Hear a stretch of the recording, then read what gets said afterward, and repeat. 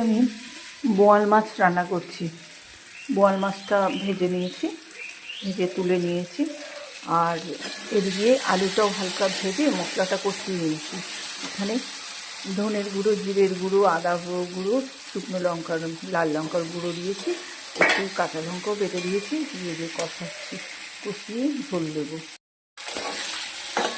কষাতে কষাতে কাঁচা গন্ধটাকে নাই করে দিতে হবে, অর্থাৎ কাঁচা গন্ধটা যখন চলে যাবে তারপরে কিন্তু ঝোলটা দিতে হবে।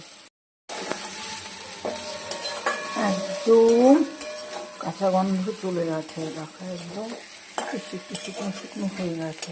এই অবস্থায় আমি ঝোল দিয়ে দেবো।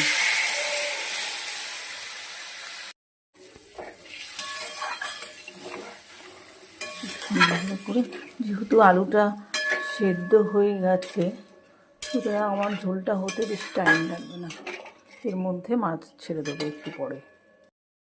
অবশ্যই দেখতে হবে নুন ঝালটা নিজেদের স্বাদ মতো দিতে হবে, কারণ কেউ একটু হালকা নুন পছন্দ করে, কেউ একটু ঝাল লবণে চড়াও পছন্দ করে।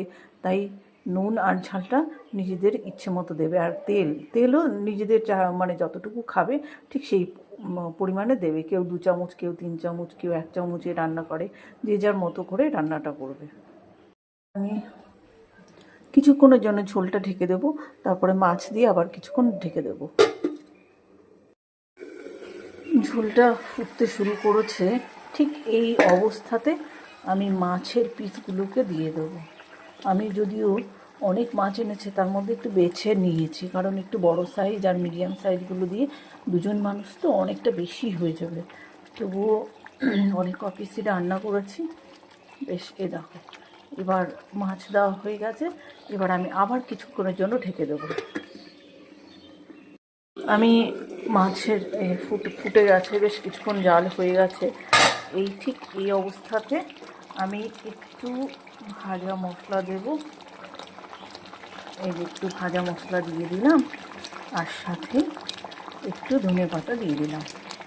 ব্যাস, আমার রান্না কমপ্লিট।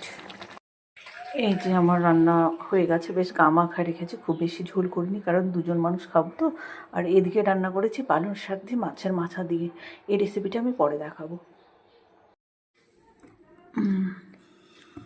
2 মাছ তোমার, আমার 2 মাছ, বুঝলে, তাছাড়া খাওয়ার লোক নেই।